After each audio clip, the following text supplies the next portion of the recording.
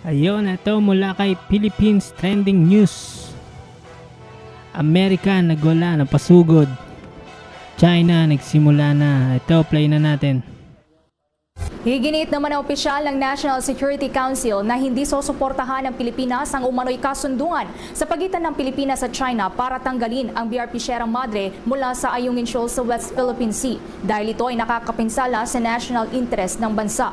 Ayon kay National Security Council Assistant Director General at National Task Force for West Philippine Sea spokesperson Jonathan Malaya, ang claim ni dating Presidential Spokesperson Harry Roque na nagkaroon daw ng gentleman's agreement si dating Pangulong Rodrigo Duterte at Chinese President Xi Jinping para tanggalin ang warship mula sa pinag-aagawang shoal ay panghihimasok at paglabag sa ating soberanya bilang isang nasyon kung sakaling nagkaroon talaga ng kasunduan. Saad pa ng opisyal na wala silang nakitang ang National Task Force on West Philippine Sea na anumang dokumento mula sa dating administrasyon para makumpirma na nagkaroon nga ng tinatawag na gentleman's agreement at ang mga kondisyon ng naturang kasunduan sa ilalim ng nakalipas na administrasyon.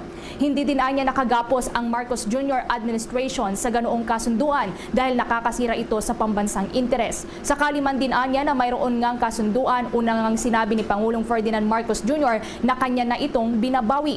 Matatandaan kahapon nang isiwalat ni dating Presidential Spokesperson Harry Roque na nagkaroon umano ng gentleman's agreement sina Duterte at Xi na natanggalin ang BRP Sierra Madre mula sa Ayungin Shoal para mapabuti pa ang bilateral relations ng dalawang bansa sa gitna yan na magkasalungat na territorial claims sa pinagtatalunang karagatan. Sa pagkakataong ito ay kumuha tayo ng mga balita mula sa ating mga kasamahan sapagkat itong si Senate President Mig Zubiri umapila sa International Parliamentarian Union na maging facilitators of peace sa gitna yan ng sigolota sa mundo maging dyan sa may bahagi ng West Philippine Sea.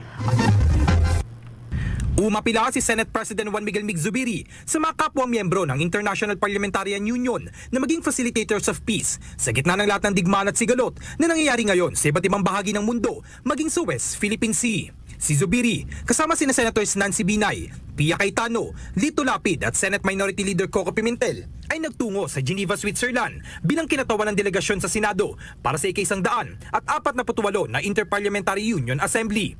Sa mensahe ni Zubiri tungkol sa kapayapaan at pundasyon ng pagkakaisa ng Interparliamentary Union, umapila siya sa Interparliamentary Union members na manindigan kasama ang Pilipinas sa pagsusulong ng freedom of navigation at pagtalima sa international law sa West Philippine Sea.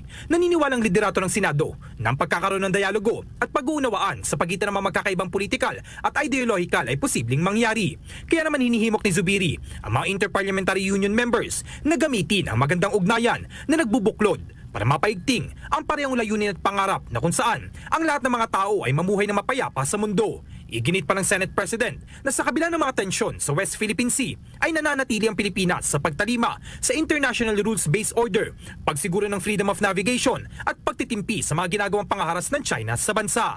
Narito pakinggan natin ang bahagi na payag ni Senate President Juan Miguel Mig Zubiri. Our theme on peace echoes the ideals of the foundations of the IPU.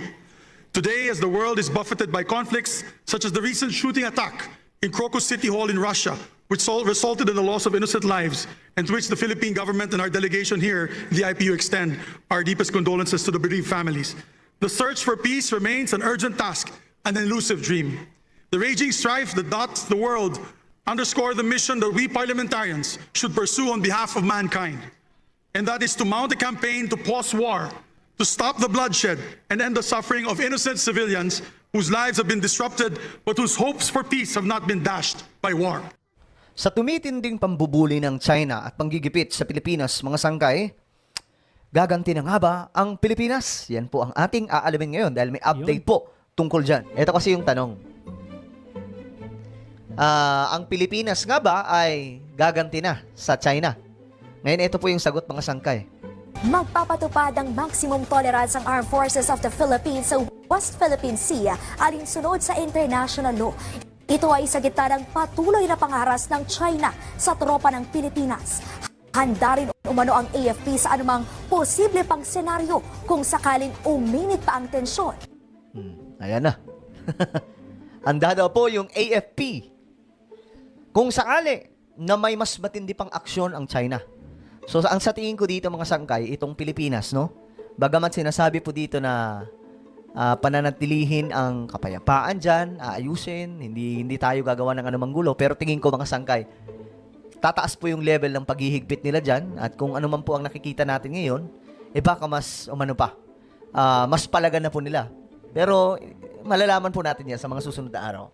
Sa China at Pilipinas, yan ang ulat ni Patrick De Jesus. Magaling kayo ha. Huwag kayong mawalan ng pag-asa. Ayan, yan po yung mga nadali ng China, mga sangkay. Yan pong tatlong yan.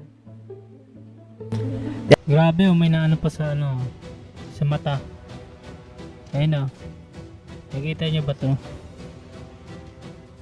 So yun.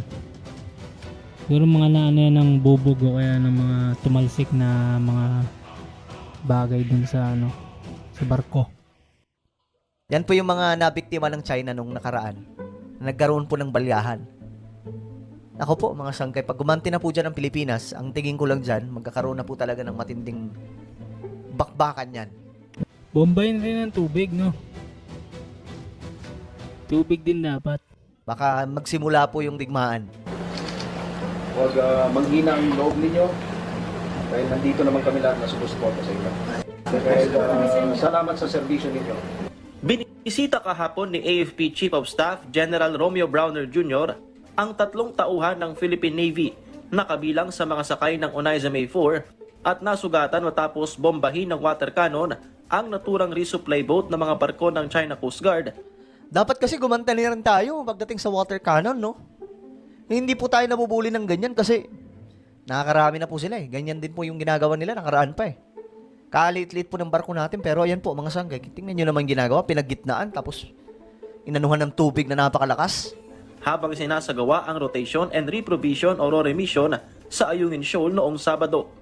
Binigyang pugay ang mga ito at ginawaran ng medalya. Nakabalot pa rin ng benda ang mga tinahing sugat sa bahagi ng mata at ulo na kanilang natamo at patuloy silang nagpapagaling.